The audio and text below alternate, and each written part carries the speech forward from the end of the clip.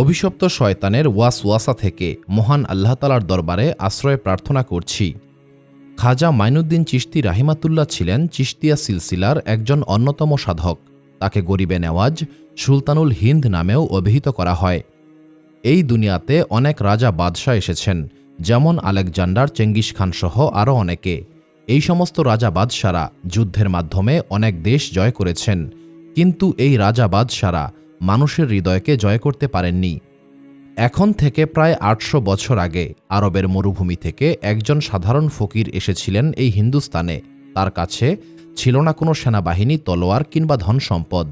শুধুমাত্র ছিল একটি ভাঙা পেয়ালা, একটি জায়নামাজ এবং পবিত্র কোরআন। তিনি যুদ্ধ না করেই শুধুমাত্র ভালোবাসা দিয়ে কোটি কোটি মানুষের হৃদয়ে রাজত্ব কায়েম করেছিলেন। সেই সাধারণ ফকির ছিলেন খাজা মাইনুদ্দিন চিশতি রাহিমাতুল্লাহ। এখন প্রশ্ন হচ্ছে, খাজা মাইনুদ্দিন চিশতি রাহিমাতুল্লাহর জীবনের রহস্য কী ছিল? তিনি কী কারণে এই হিন্দুস্তানে এসেছিলেন? খাজা মাইনুদ্দিন চিশতি রাহিমাতুল্লাহ তখন মদিনায় বসবাস করতেন।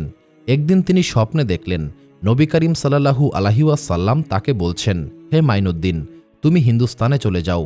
এই স্বপ্ন দেখার পরেই খাজা মাইনুদ্দিন চিশতি রাহিমাতুল্লাহ মদিনা থেকে হিন্দুস্তানে চলে এসেছিলেন। ভারতবর্ষে আসার পূর্বে খাজা মাইনুদ্দিন চিশতি রাহিমাতুল্লাহর শিষ্য হয়েছিলেন কুতুবউদ্দিন বখতিয়ার কাকি রাহিমাতুল্লাহ। মূল আলোচনা শুরু করার আগে ভিডিওটি লাইক করুন এবং চ্যানেলটি সাবস্ক্রাইব করুন। এই ভিডিও সম্পর্কে আপনার যে কোনো মতামত কমেন্ট করে জানাতে পারেন। চলুন শুরু করা যাক। সময়টা ছিল হিজরি ৫৩৬ সাল। ইরানের সিস্তান নামক অঞ্চলে একটি সম্ভ্রান্ত পরিবারে খাজা মাইনুদ্দিন চিশতি রাহিমাতুল্লাহ জন্মগ্রহণ করেছিলেন। খাজা মাইনুদ্দিন চিশতি রাহিমাতুল্লাহর পিতা ছিলেন একজন ধনী ব্যক্তি। খাজা মাইনুদ্দিন চিশতি রাহিমাতুল্লাহ ছিলেন হাসানি হুসাইনি সৈয়দ, অর্থাৎ আলী রাদিয়াল্লাহু তাআলা আনহুর বংশধর। ধনী পরিবারে জন্মগ্রহণ করার কারণে খাজা মাইনুদ্দিন চিশতি রাহিমাতুল্লাহ আরাম আয়েশের মধ্যেই বড় হচ্ছিলেন, কিন্তু মহান আল্লাহ তাআলার পরিকল্পনা ছিল ভিন্ন রকম। খাজা মাইনুদ্দিন চিশতি রাহিমাতুল্লাহ শৈশবেই তার পিতাকে হারিয়েছিলেন। একদিন খাজা মাইনুদ্দিন চিশতি রাহিমাতুল্লাহ নিজের বাগানে অবস্থান করছিলেন। ঠিক এমন সময় সেখানে এসে হাজির হলেন মহান আল্লাহ তাআলার একজন অলি। এই অলির নাম ছিল ইব্রাহিম কান্দুজি রাহিমাতুল্লাহ। খাজা সাহেব তাকে দেখা মাত্রই খুব সম্মানের সঙ্গে দৌড়ে গেলেন, তার হাতে চুম্বন করলেন এবং বৃক্ষের নিচে বসতে দিলেন। এরপর নিজের হাতে বাগান থেকে তাজা এবং রসালো আঙ্গুর এনে আদব সহকারে তার সামনে রাখলেন। কিন্তু ইব্রাহিম কান্দুজি রাহিমাতুল্লাহ খাজা সাহেবের দিকে গভীরভাবে তাকালেন। তিনি আঙ্গুর খেলেন না, বরং নিজের ঝোলা থেকে এক টুকরো শুকনো খেজুর বের করে চিবুতে লাগলেন। তারপর সেই খেজুর নিজের মুখ থেকে বের করে খাজা সাহেবের মুখে দিয়ে দিলেন। বাহ্যিক দৃষ্টিতে দুনিয়ার লোকেরা একে অর্ধভুক্ত খাবার বা জুঠা খাবার হিসেবে মনে করতে পারে, কিন্তু প্রকৃতপক্ষে এটা ছিল এক রুহানি বিস্ফোরণ। যখন এই খেজুর খাজা সাহেবের গলা দিয়ে নামল, ঠিক তখনই তার সামনে থেকে দুনিয়ার পর্দা যেন সরে যেতে লাগল। ধন দৌলত, সুখ স্বাচ্ছন্দ্য সমস্ত কিছুই তার সামনে তুচ্ছ মনে হতে লাগল। তার হৃদয় সম্পূর্ণ বদলে গিয়েছিল। খাজা সাহেবের মনে হচ্ছিল তিনি যেন নতুন জীবন পেয়েছেন। ঠিক সেই মুহূর্তেই খাজা সাহেব জীবনের বড় একটি সিদ্ধান্ত নিয়ে ফেললেন। তিনি নিজের বাগানকে বিক্রি করে দিলেন, পানির কলটাও বিক্রি করে দিলেন। বিক্রি করে যত টাকা পেয়েছিলেন সমস্ত টাকা পয়সা গরিব মানুষের মধ্যে বিলিয়ে দিয়েছিলেন। এরপর খুব সাধারণ কাপড় পরিধান করে রাস্তায় বেরিয়ে আসলেন। তিনি বলতেন, আমি রাজ্য চাই না, সিংহাসন চাই না, আমি শুধুমাত্র আমার রবকে চাই। এরপর খাজা মাইনুদ্দিন চিশতি রাহিমাতুল্লাহ সমরকন্দ চলে গেলেন। সেখানে তিনি পবিত্র কোরআন, হাদিস এবং তাফসির সহ দ্বীনের জ্ঞান অর্জন করতে লাগলেন। কিন্তু এই বাহ্যিক জ্ঞান তার অন্তরের তৃষ্ণাকে মেটাতে পারে নাই, কারণ তিনি শুধুমাত্র জ্ঞান অর্জন করতে চান নাই, তিনি মহান আল্লাহ তাআলার নৈকট্য অর্জন করতে চেয়েছিলেন। তিনি এমন একজন ওস্তাদ খুঁজে বেড়াচ্ছিলেন যিনি তাকে রুহানি শান্তি দিতে সক্ষম হবেন। একদিন খাজা মাইনুদ্দিন চিশতি রাহিমাতুল্লাহর সঙ্গে খাজা ওসমান হারুনি রাহিমাতুল্লাহর সাক্ষাৎ হয়েছিল। ওসমান হারুনি রাহিমাতুল্লাহকে দেখা মাত্রই খাজা সাহেবের অন্তর যেন কেঁপে উঠেছিল। তিনি সঙ্গে সঙ্গে ওসমান হারুনি রাহিমাতুল্লাহর মুরিদ হয়ে গেলেন। কিন্তু চিশতিয়া সিলসিলার মুরিদি ছিল খুবই কঠিন। চিশতিয়া সিলসিলা হচ্ছে একটি কঠোর সাধনা, আদব, খিদমত এবং আত্মশুদ্ধির রাস্তা। খাজা সাহেব তার পীরের এমন সেবা করেছিলেন যার উদাহরণ খুব কমই পাওয়া যায়। রেওয়ায়েতে বর্ণিত হয়েছে, সফরের সময় খাজা সাহেব নিজের পীরের বিছানাপত্র মাথায় করে বহন করতেন। এইভাবে তিনি টানা ২০ বছর যাবৎ পীরের খিদমত করেছিলেন। দীর্ঘ সময় যাবৎ ধৈর্য, আনুগত্য আর ভালোবাসার পরীক্ষায় উত্তীর্ণ হওয়ার পর তিনি খেলাফত অর্জন করতে পেরেছিলেন। এরপর ওসমান হারুনি রাহিমাতুল্লাহর অনুমতি সাপেক্ষে তিনি দুনিয়া সফর করতে বের হয়েছিলেন। খাজা মাইনুদ্দিন চিশতি রাহিমাতুল্লাহ সফর করতে করতে বাগদাদে এসে উপস্থিত হলেন। বাগদাদে তিনি এমন একজন যুবকের সন্ধান পেয়েছিলেন যে যুবক দিন এবং রাতের বেশিরভাগ সময় জিকিরে মশগুল থাকতেন। সেই যুবক ছিলেন খাজা কুতুবুদ্দিন বখতিয়ার কাকি রাহিমাতুল্লাহ। যখন বখতিয়ার কাকি রাহিমাতুল্লাহ খাজা মাইনুদ্দিন চিশতি রাহিমাতুল্লাহকে দেখতে পেলেন, তখন তার অন্তর কেঁপে উঠেছিল। তিনি সঙ্গে সঙ্গে খাজা মাইনুদ্দিন চিশতি রাহিমাতুল্লাহর নিকটে গেলেন এবং মুরিদ হয়ে গেলেন। এরপর খাজা মাইনুদ্দিন চিশতি রাহিমাতুল্লাহ বখতিয়ার কাকি রাহিমাতুল্লাহকে সঙ্গে নিয়ে হজ আদায় করার উদ্দেশ্যে মক্কা নগরীতে গেলেন। হজ আদায় করে তিনি মদিনা শহরেও গিয়েছিলেন। মদিনায় গিয়ে খাজা মাইনুদ্দিন চিশতি রাহিমাতুল্লাহ প্রতিদিন নবী করিম সাল্লাল্লাহু আলাইহি ওয়াসাল্লামের রওজা মুবারকে যেতেন এবং সেখানে সালাম পেশ করতেন। এক রাতে খাজা মাইনুদ্দিন চিশতি রাহিমাতুল্লাহ নবী করিম সাল্লাল্লাহু আলাইহি ওয়াসাল্লামের রওজা মুবারকের খুব নিকটেই জিকিরে মশগুল হয়েছিলেন। জিকির করা অবস্থাতেই তিনি ঘুমিয়ে পড়েছিলেন। এমন সময় তিনি স্বপ্নে দেখলেন নবী করিম সাল্লাল্লাহু আলাইহি ওয়াসাল্লাম তাকে উদ্দেশ্য করে বলছেন, হে মাইনুদ্দিন, তুমি হিন্দুস্তানে চলে যাও, সেখানে কুফর এবং অন্ধকারের রাজত্ব চলছে। হে মাইনুদ্দিন, সেখানে গিয়ে দিনের আলোকে জ্বালিয়ে দাও। এই স্বপ্ন কিন্তু সাধারণ স্বপ্ন ছিল না, এটা ছিল স্বয়ং নবী করিম সাল্লাল্লাহু আলাইহি ওয়াসাল্লামের পক্ষ থেকে নিয়োগপত্র। এই স্বপ্নের কারণেই খাজা মাইনুদ্দিন চিশতি রাহিমাতুল্লাহ সুলতানুল হিন্দ বা ভারতের আধ্যাত্মিক সম্রাট উপাধি পেয়েছিলেন। খাজা মাইনুদ্দিন চিশতি রাহিমাতুল্লাহ তখনও জানতেন না হিন্দুস্তান কোথায়। তখন তিনি হিন্দুস্তানের ব্যাপারে খোঁজ খবর করতে লাগলেন এবং ধীরে ধীরে হিন্দুস্তানের ব্যাপারে অবগত হলেন। নবী করিম সাল্লাল্লাহু আলাইহি ওয়াসাল্লামের আদেশে খাজা মাইনুদ্দিন চিশতি রাহিমাতুল্লাহ কুতুবুদ্দিন বখতিয়ার কাকি রাহিমাতুল্লাহকে সঙ্গে নিয়ে হিন্দুস্তানের উদ্দেশ্যে যাত্রা শুরু করেছিলেন। যখন খাজা মাইনুদ্দিন চিশতি রাহিমাতুল্লাহ হিন্দুস্তানের উদ্দেশ্যে রওনা হয়েছিলেন, তখন হিন্দুস্তানে জাদুকরদের রাজত্ব ছিল। হিন্দুস্তান তখন পৃথ্বীরাজ চৌহানের মতো শক্তিশালী বাদশাহ শাসন করতেন। হিন্দুস্তানে তখন মুসলিমের সংখ্যা ছিল একদম নগণ্য। খাজা মাইনুদ্দিন চিশতি রাহিমাতুল্লাহ যতই হিন্দুস্তানের নিকটবর্তী হচ্ছিলেন, তার কাফেলায় মুরিদের সংখ্যা ততই বৃদ্ধি পাচ্ছিল। এক পর্যায়ে এই কাফেলা ৪০ জনের কাফেলায় পরিণত হয়েছিল। খাজা মাইনুদ্দিন চিশতি রাহিমাতুল্লাহ হিন্দুস্তানে এসে উপস্থিত হলেন। তিনি প্রথমে বর্তমান পাকিস্তানের লাহোরে এসে উপস্থিত হলেন। লাহোরে তিনি ৪০ দিন অবস্থান করেছিলেন। লাহোরে তিনি মানুষকে তাওহীদের শিক্ষা দিতে লাগলেন। এইভাবে লাহোরে ৪০ দিন অতিবাহিত করার পর তিনি আবারও যাত্রা শুরু করেছিলেন। দিল্লি অতিক্রম করে বর্তমান আজমিরের উদ্দেশ্যে রওনা হলেন। এই সময়ে আজমির শাসন করতেন পৃথ্বীরাজ চৌহান। তিনি ছিলেন প্রচণ্ড শক্তিশালী বাদশাহ। তার সেনাবাহিনীতে ছিল হাজার হাজার হাতি, লক্ষ লক্ষ ঘোড়া এবং বড় বড় জাদুকর। আজমিরে তখন খুবই সামান্য পরিমাণ মুসলিম ছিল, কিন্তু এই মুসলিমদের অবস্থা ছিল খুবই করুণ। মুসলিমদেরকে লুকিয়ে লুকিয়ে সলাত আদায় করতে হতো। প্রকাশ্যে আজান দেওয়া ছিল গুরুতর অপরাধ। খাজা মাইনুদ্দিন চিশতি যখন আজমিরের খুব নিকটে পৌঁছে গেলেন, তখন আশেপাশের পরিবেশ যেন বদলে যেতে শুরু করেছিল। অন্যদিকে রাজা পৃথ্বীরাজ চৌহানকে তার জাদুকররা আগেই সাবধান করে বলেছিল যে আরব অঞ্চল থেকে একজন দরবেশ আসছেন। এই দরবেশের কাছে কোনো অস্ত্র নেই, কিন্তু তিনি আধ্যাত্মিক শক্তি দিয়ে আপনার রাজত্বকে কাঁপিয়ে দিতে সক্ষম।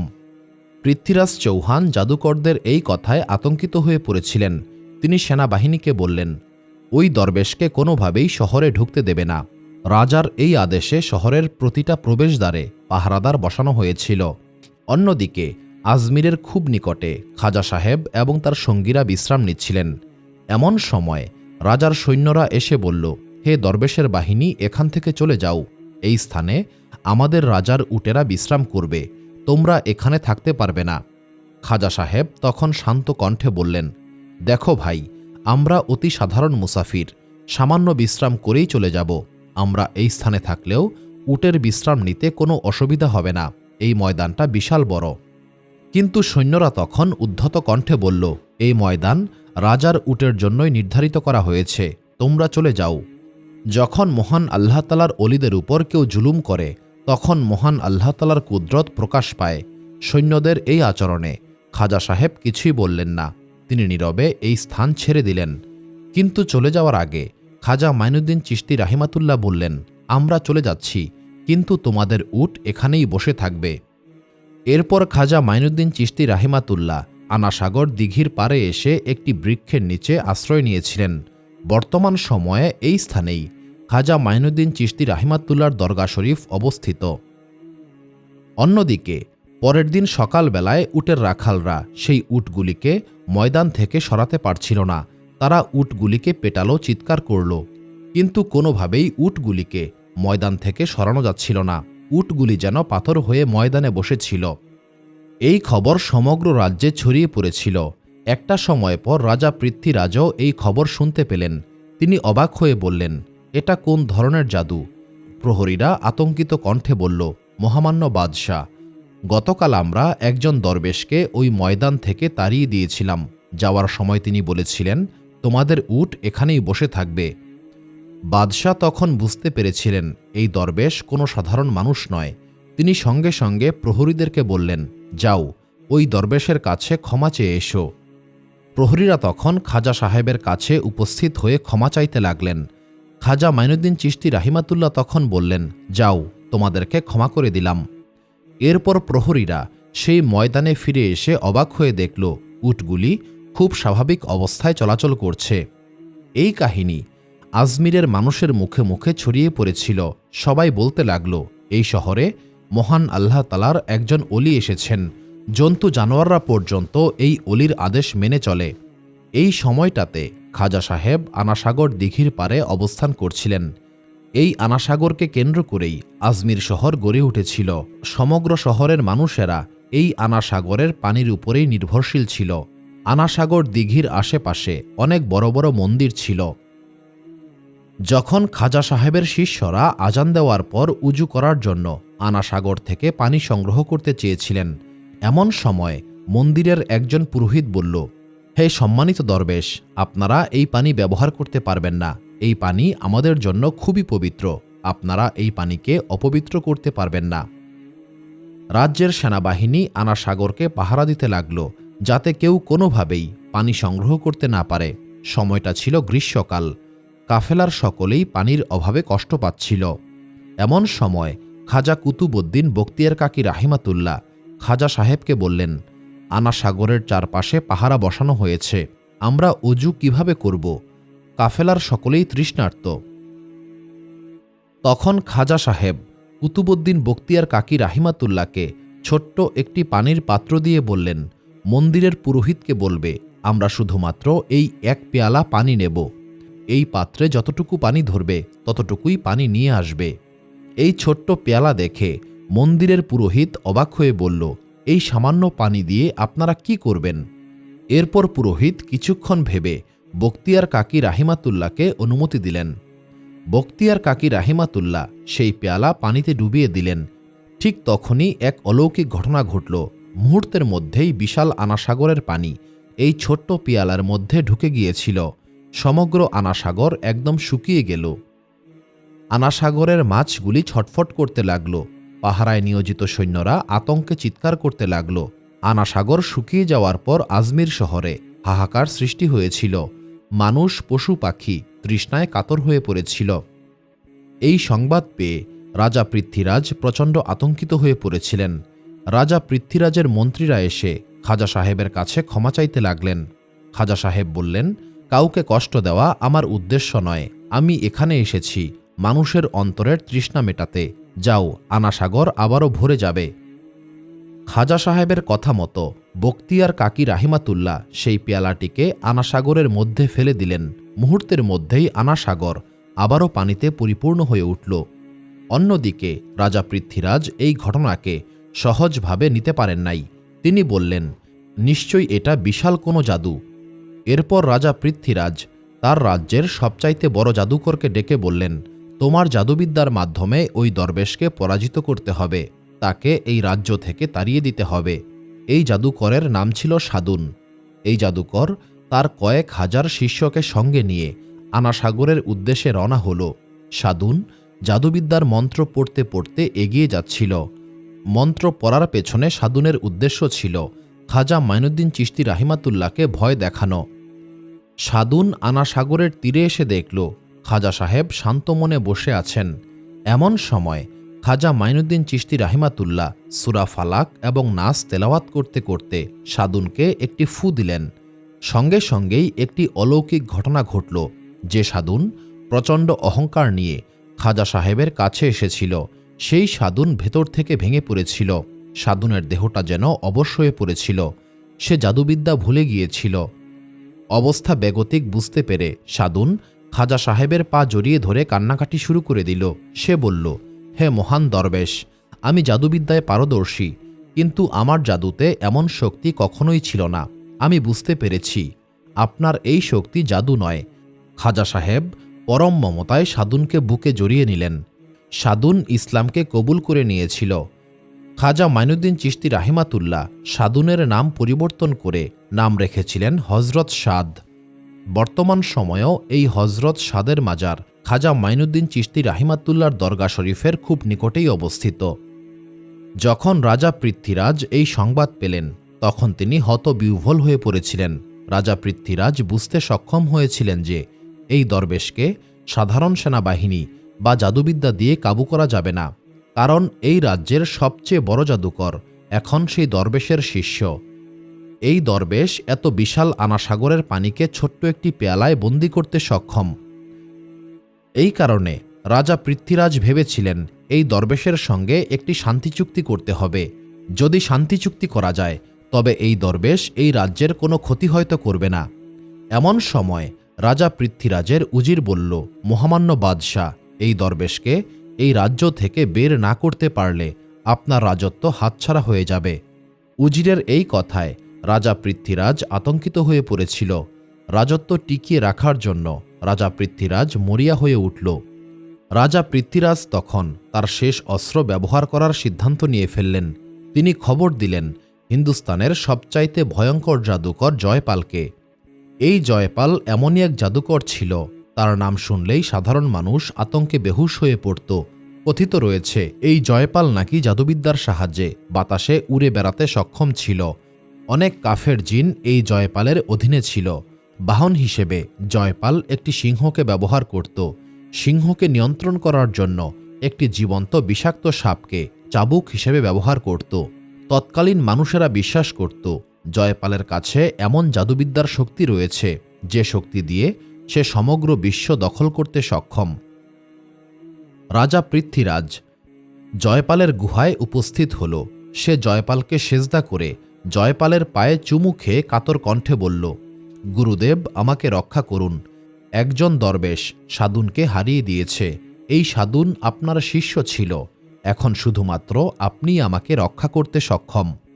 জয়পাল যোগী রাজা পৃথ্বীরাজের আচরণে সন্তুষ্ট হল। সে প্রচণ্ড অহংকারী কণ্ঠে বলল, তুই রাজ্যে ফিরে যা, চিন্তা করিস না, ওই দরবেশকে আমি ভস্ম করে দেব।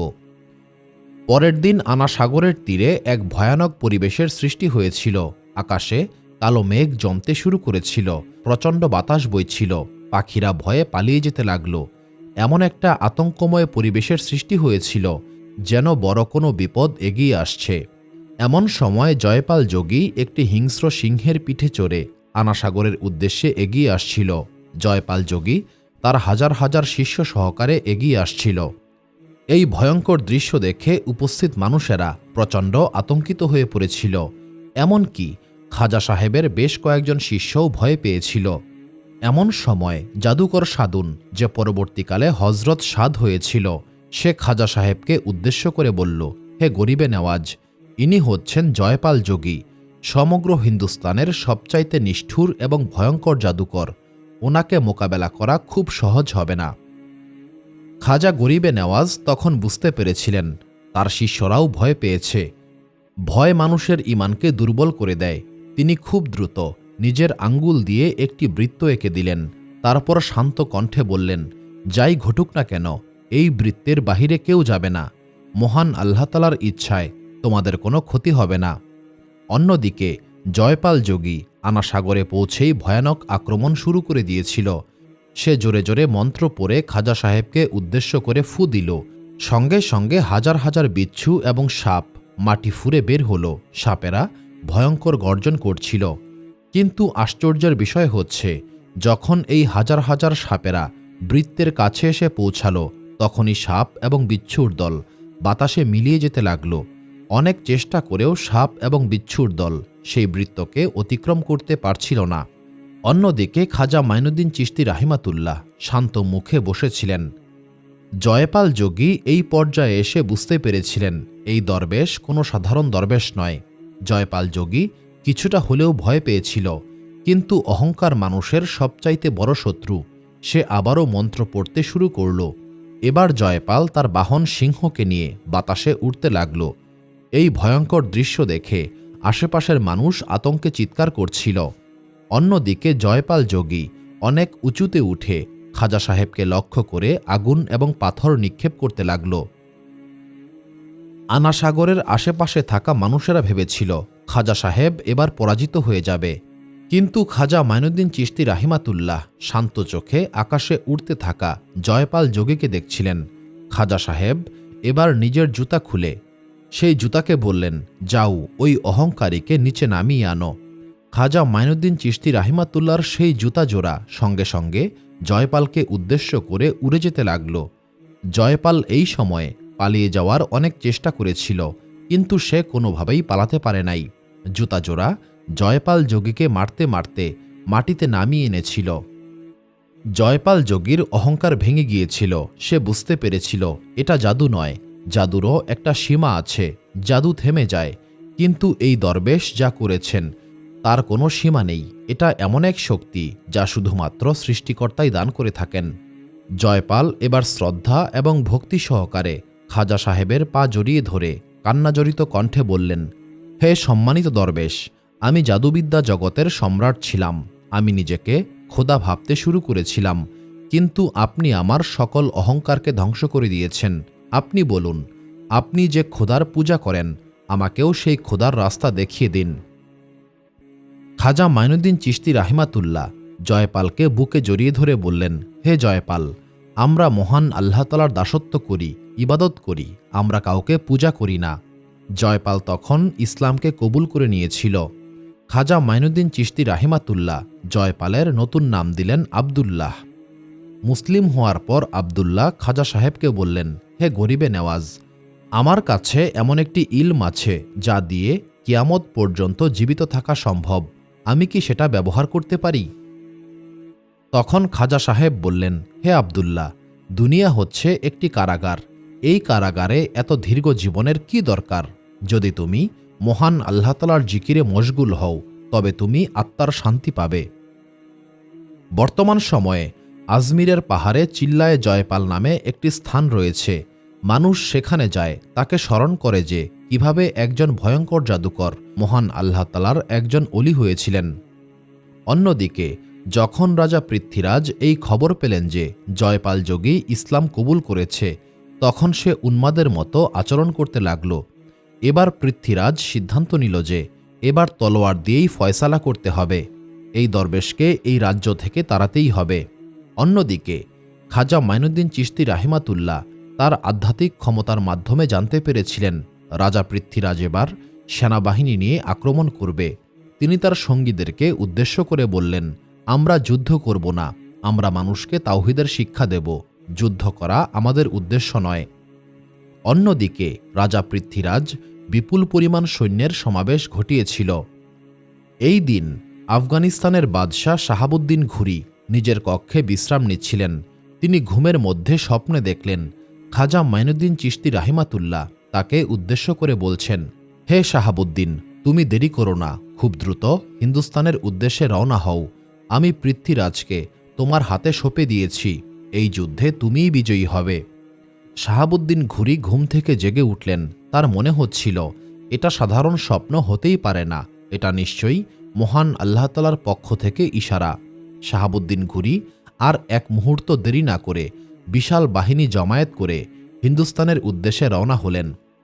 যতটা দ্রুত সম্ভব তিনি হিন্দুস্তানে এসে উপস্থিত হলেন। এরপরেই এসেছিল ইতিহাস বদলে দেওয়া সেই দিন। 1192 সালে তারাইনের ময়দানে এক ঐতিহাসিক যুদ্ধ হয়েছিল। ইতিহাস থেকে জানা যায় এই যুদ্ধে পৃথ্বীরাজ চৌহানের সৈন্য ছিল 3 লক্ষাধিক, অন্যদিকে শাহাবুদ্দিন ঘুরির সৈন্য ছিল 1 লক্ষেরও কম। যুদ্ধ শুধুমাত্র সৈন্য সংখ্যা দিয়েই হয় না, মহান আল্লাহ তাআলা যে ফয়সালা দেন যুদ্ধে সেটাই নির্ধারিত হয়। যুদ্ধের প্রথম অবস্থায় রাজা পৃথ্বীরাজ চৌহান সুবিধাজনক অবস্থানে থাকলেও সময় যতই অতিবাহিত হচ্ছিল শাহাবুদ্দিন ঘুরির বাহিনী ততটাই বিজয়ের নিকটবর্তী হচ্ছিল। এক পর্যায়ে রাজা পৃথ্বীরাজ চৌহান পালিয়ে যেতে চেষ্টা করেছিলেন, কিন্তু তিনি পালাতে সক্ষম হলেন না। তাকে বন্দী অবস্থায় শাহাবুদ্দিন ঘুরির সামনে উপস্থিত করা হলো। শাহাবুদ্দিন ঘুরি তখন বললেন, এটা আমার বিজয় নয়, এটা খাজা মাইনুদ্দিন চিশতি রাহিমাতুল্লাহর দোয়া। যখন রাজা পৃথ্বীরাজের পরাজয়ের সংবাদ আজমিরে এসেছিল তখন সেই সমস্ত মানুষেরা পালাতে শুরু করেছিল যারা খাজা মাইনুদ্দিন চিশতি রাহিমাতুল্লাহকে গালি দিত। তারা ভেবেছিল হয়তো খাজা সাহেব প্রতিশোধ নেবেন, কিন্তু খাজা মাইনুদ্দিন চিশতি রাহিমাতুল্লাহ এসেছিলেন শান্তির দূত হয়ে। তিনি সেই লোকদেরকে বললেন, হে লোকেরা, তোমরা পালিও না, তোমরা মহান আল্লাহ তাআলার কাছে ক্ষমা চাও, কারণ একদিন আমাদের সবাইকে আমাদের রবের সামনেই দাঁড়াতে হবে। অন্যদিকে শাহাবুদ্দিন ঘুরি আনাসাগরের তীরে এসে উপস্থিত হয়ে খাজা মাইনুদ্দিন চিশতি রাহিমাতুল্লাহকে উদ্দেশ্য করে বললেন, হে মহান আল্লাহ তাআলার ওলি, এই রাজত্ব আপনার, আপনার এই গোলাম আপনার আদেশ পালন করেছে, এখন থেকে এই রাজ্যের বাদশাহ আপনি। খাজা মাইনুদ্দিন চিশতি রাহিমাতুল্লাহ তখন বললেন, হে শাহাবুদ্দিন, রাজত্ব করা বাদশার কাজ, এই হিন্দুস্তান তুমিই শাসন করবে, তবে এই রাজ্যের বাসিন্দাদের সঙ্গে ইনসাফ করবে। এরপর খাজা মাইনুদ্দিন চিশতি রাহিমাতুল্লাহ মানুষকে তাওহীদের শিক্ষা দিতে লাগলেন। অন্যদিকে শাহাবুদ্দিন ঘুরি খাজা সাহেবকে একটি লঙ্গরখানা খুলে দিয়েছিলেন। এই লঙ্গরখানায় হিন্দু মুসলিম ধনী গরিব সকলেই একসঙ্গে খাবার পেত। এইভাবেই তিনি খাজা গরিবে নেওয়াজ উপাধি পেয়েছিলেন। সময় অতিবাহিত হচ্ছিল। একটা সময় পর খাজা মাইনুদ্দিন চিশতি রাহিমাতুল্লাহ 90 বছরে পা দিলেন। এই সময়ে তিনি বুঝতে পেরেছিলেন তিনি খুব বেশি দিন এই দুনিয়াতে আর অবস্থান করবেন না। তখন তিনি কুতুবউদ্দিন বখতিয়ার কাকি রাহিমাতুল্লাহকে ডেকে বললেন, হে কুতুবউদ্দিন, এখন থেকে তুমি আমার উত্তরাধিকারী, দিল্লি চলে যাও, মানুষকে তাওহীদের শিক্ষা দাও, ক্ষুধার্ত মানুষকে অন্ন দেবে। বখতিয়ার কাকি রাহিমাতুল্লাহ দিল্লির উদ্দেশ্যে রওনা হলেন। খাজা মাইনুদ্দিন চিশতি রাহিমাতুল্লাহকে ছেড়ে যেতে তার খুবই কষ্ট হচ্ছিল, কিন্তু এই আদেশ তাকে মান্য করতেই হতো। তিনি কান্না করতে করতে দিল্লিতে চলে গিয়েছিলেন। সেখানে তিনি চিশতিয়া সিলসিলাকে সমুন্নত করেছিলেন। একদিন খাজা মাইনুদ্দিন চিশতি রাহিমাতুল্লাহ তার শিষ্যদেরকে বললেন, আজ রাতে কেউ আমাকে বিরক্ত করবে না, বাহির থেকে দরজা বন্ধ করে দাও। এরপর তিনি জিকিরে মশগুল হলেন। সকালে যখন সবাই খাজা মাইনুদ্দিন চিশতি রাহিমাতুল্লাহর ঘরে গেলেন তখন দেখলেন তিনি আর এই দুনিয়াতে নেই। এই খবরে আজমিরের সমস্ত মানুষ কান্নায় ভেঙে পড়েছিল। খাজা মাইনুদ্দিন চিশতি রাহিমাতুল্লাহকে তার নিজের হুজরাতেই দাফন করা হয়েছিল। খাজা সাহেবের মৃত্যুর 800 বছর পরেও মানুষ এখনও খাজা সাহেবের দরগায় যায়। সেখানে ধনী গরিবের কোনো ভেদাভেদ নেই। সেখানে কেউ বড় নয়, কেউ ছোট নয়। সেখানে সকলের পরিচয় একটাই, সেটা হচ্ছে মহান আল্লাহ তাআলার বান্দা। সুপ্রিয় দর্শক মণ্ডলী, প্রতিদিন নতুন নতুন ভিডিও পেতে আমাদের চ্যানেলটি অবশ্যই সাবস্ক্রাইব করুন এবং পাশে থাকা বেল আইকনটি প্রেস করতে অবশ্যই ভুলবেন না, এবং সেই সাথে আপনার যে কোনো মতামত আমাদের জানাতে আমাদের ভিডিওতে অবশ্যই কমেন্ট করুন। আশা করি আপনারা সবাই ভালো থাকবেন এবং সুস্থ থাকবেন। আসসালামু আলাইকুম।